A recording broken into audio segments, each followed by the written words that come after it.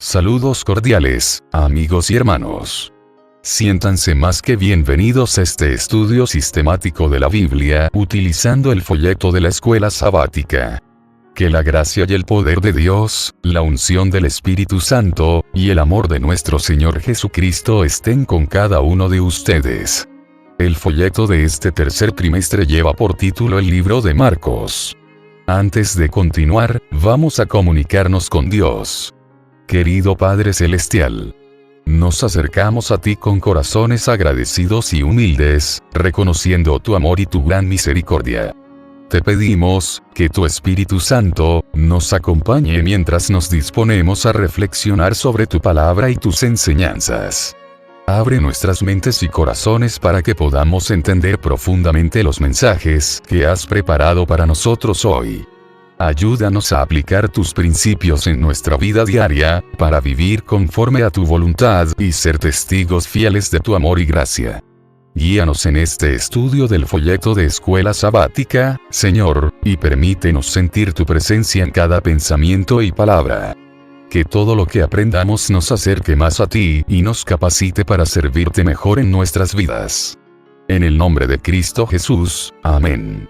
Esta semana, estudiaremos la lección número 8 titulada, Instruyendo a los discípulos. Parte 2. El versículo para memorizar dice así: porque el Hijo del Hombre tampoco vino para ser servido, sino para servir y dar su vida en rescate por muchos. El Evangelio según San Marcos, en su capítulo 10, el versículo 45. Para hoy martes, 20 de agosto, la mejor inversión. Vamos a realizar la lectura del libro de Marcos, en su capítulo 10, los versículos 17 hasta el 31. ¿Qué lecciones cruciales acerca de la fe y del costo del discipulado para cualquier persona, rica o pobre, se revelan aquí?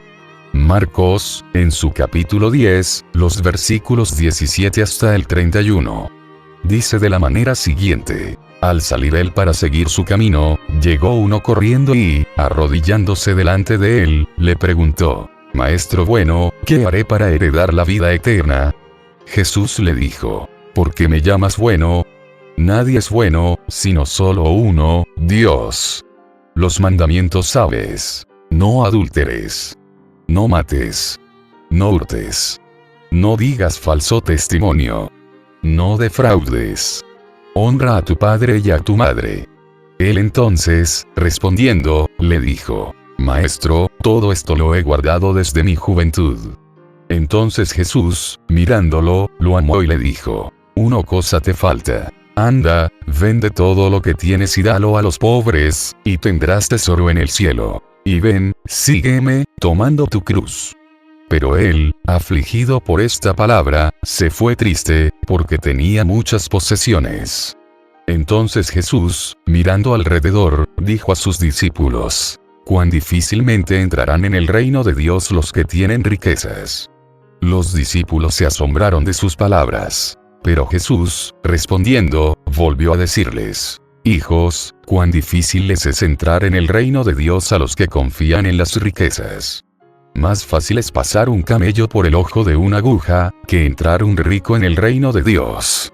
Ellos se asombraban aún más, diciendo entre sí: ¿quién, pues, podrá ser salvo? Entonces Jesús, mirándolos, dijo: para los hombres es imposible, pero no para Dios, porque todas las cosas son posibles para Dios. Entonces Pedro comenzó a decirle: nosotros lo hemos dejado todo y te hemos seguido. Respondió Jesús y dijo: de cierto os digo que no hay nadie que haya dejado casa, o hermanos, o hermanas, o padre, o madre, o mujer, o hijos, o tierras, por causa de mí y del Evangelio, que no reciba 100 veces más ahora en este tiempo: casas, hermanos, hermanas, madres, hijos y tierras, aunque con persecuciones, y en el siglo venidero la vida eterna. Pero muchos primeros serán los últimos, y los últimos, primeros. El abordaje del hombre indica su sinceridad y su respeto hacia Jesús. Corre, se postra ante él y formula la pregunta central para el destino de toda alma: ¿cuáles son los requerimientos para heredar la vida eterna? Jesús responde remitiéndolo a la segunda tabla del Decálogo. Nuevamente el hombre muestra su idealismo diciendo que él ha guardado todo esto desde su juventud. Marcos es el único de los 4 evangelios que destaca el hecho de que Jesús amó al hombre. Hay algo interesante en el idealismo del hombre. Pero Jesús pone a prueba su sinceridad pidiéndole que venda todo lo que tiene y lo siga. El hombre se fue cabizbajo porque tenía muchas posesiones. No estaba, en verdad, guardando los mandamientos. Quebrantó el primero al colocar algo por encima de Dios en su vida. Sus riquezas eran su ídolo. Jesús explica luego cuán seductoras son las riquezas y que sería más fácil para un camello pasar por el diminuto orificio de una aguja que para un rico entrar en el cielo. Los discípulos están atónitos por las palabras de Jesús y se preguntan quién puede entonces ser salvo. Jesús da la estocada en Marcos 10, el versículo 27. Para los hombres es imposible, pero no para Dios, porque todas las cosas son posibles para Dios. Marcos 10, versículo 27 parece un hermoso lugar para concluir allí la historia. No puedes alcanzar el cielo por ti mismo. Necesitas la gracia de Dios para ser salvo. Pero entonces Pedro se despacha con que él y sus amigos han dejado todo para seguir a Jesús, quien responde que no importa que ha dejado uno para seguirlo, eso es nada en comparación con lo que recibirá ahora y en el mundo futuro. Marcos 10, versículo 30, BP. He aquí el punto. La muerte de Cristo es lo que resuelve el problema de la culpabilidad humana. Además, la gracia de Cristo y su victoria sobre la muerte al resucitar son lo que confiere el poder para obedecer sus mandamientos. Vamos a realizar la lectura del libro de Romanos, capítulo 6, los versículos 1 hasta el 11. ¿Cómo revelan estos versículos la realidad de la gracia de Dios en nuestra vida, tanto al justificarnos como al hacernos nuevas personas en Él? Romanos, capítulo 6, los versículos 1 hasta el 11. Dice de la manera siguiente: ¿Qué, pues, diremos? ¿Perseveraremos en el pecado para que la gracia abunde? En ninguna manera. Porque los que hemos muerto al pecado, ¿cómo viviremos aún en él? ¿O no sabéis que todos los que hemos sido bautizados en Cristo Jesús, hemos sido bautizados en su muerte? Porque somos sepultados juntamente con él para muerte por el bautismo, a fin de que como Cristo resucitó de los muertos por la gloria del Padre, así también nosotros andemos en vida nueva. Porque si fuimos plantados juntamente con él en la semejanza de su muerte, así también lo seremos en la de su resurrección. Sabiendo esto, que nuestro viejo hombre fue crucificado juntamente con él, para que el cuerpo del pecado sea destruido, a fin de que no sirvamos más al pecado. Porque el que ha muerto, ha sido justificado del pecado. Y si morimos con Cristo, creemos que también viviremos con él. Sabiendo que Cristo, habiendo resucitado de los muertos, ya no muere, la muerte no se enseñorea más de él. Porque en cuanto murió, al pecado murió una vez por todas. Mas en cuanto vive, para Dios vive. Así también vosotros consideraos muertos al pecado, pero vivos para Dios en Cristo Jesús, Señor nuestro.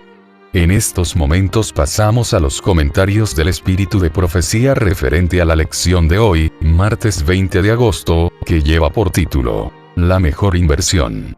¿No saben que cuando el joven rico se acercó a Cristo y le preguntó qué debía hacer para tener la vida eterna, Cristo le dijo que guardara los mandamientos?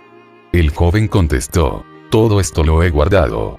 Pero el Señor quería que entendiera que esta lección se aplicaba a él. ¿Qué más me falta? Mateo 19, versículo 20. No percibía que había algo que se refería a él, o por qué no había de tener la vida eterna. Lo he guardado, dijo. Ahora Cristo toca el punto débil de su corazón.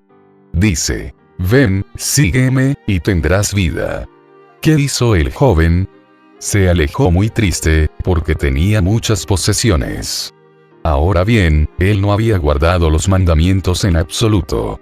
Debería haber aceptado a Jesucristo como su Salvador, y haberse asido de su justicia.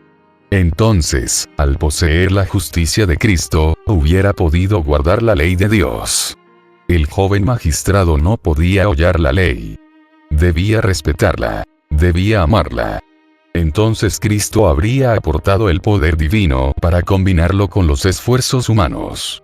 Faith and Works, páginas 70 y 71. Los judíos casi habían perdido de vista la verdad de la abundante gracia de Dios. Los rabinos enseñaban que el favor divino había que ganarlo. Esperaban ganar la recompensa de los justos por sus propias obras. Así su culto era impulsado por un espíritu codicioso y mercenario. Aún los mismos discípulos de Cristo no estaban del todo libres de este espíritu, y el Salvador buscaba toda oportunidad para mostrarles su error. En un lenguaje inconfundible, presenta la obediencia a ella como la condición de la vida eterna, la misma condición que se requería de Adán antes de su caída.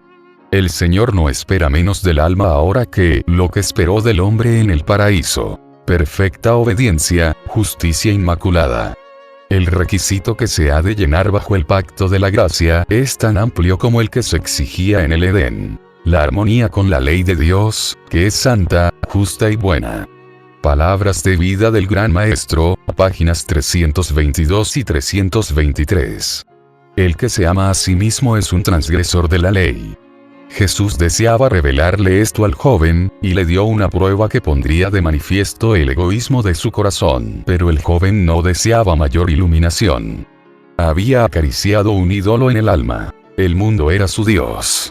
Profesaba haber guardado los mandamientos, pero carecía del principio que es el mismo espíritu y la vida de todos ellos. No tenía un verdadero amor a Dios o al hombre. Esto significaba la carencia de algo que lo calificaría para entrar en el reino de los cielos. En su amor a sí mismo y a las ganancias mundanales, estaba en desacuerdo con los principios del cielo. Cuando este joven príncipe vino a Jesús, su sinceridad y fervor ganaron el corazón del Salvador. Mirándole, amóle. En este joven vio él a uno que podría ser útil como predicador de justicia. Él quería recibir a este noble y talentoso joven, tan prestamente como recibió a los pobres pescadores que lo siguieron. Palabras de vida del Gran Maestro, páginas 323 y 324. Apreciados hermanos y hermanas, ha sido un privilegio para mí compartir con ustedes este estudio de la lección de escuela sabática. Espero que las enseñanzas de hoy fortalezcan nuestra fe y nos inspiren a vivir conforme a la voluntad de Dios. Que la gracia de nuestro Señor Jesucristo, el amor de Dios y la comunión del Espíritu Santo estén con todos nosotros ahora y siempre. Antes de terminar, vamos a comunicarnos con Dios a través de la oración. Amante Padre Celestial, te agradecemos por este tiempo de reflexión y por la sabiduría que has compartido con nosotros a través de tu palabra. Gracias por la guía y el entendimiento que hemos recibido hoy. Te pedimos que las enseñanzas y los mensajes que hemos explorado permanezcan en nuestros corazones y mentes, ayudándonos a vivir de acuerdo con tu voluntad. Fortalece nuestra fe y nuestra determinación para seguir tus caminos y ser testigos fieles de tu amor en el mundo.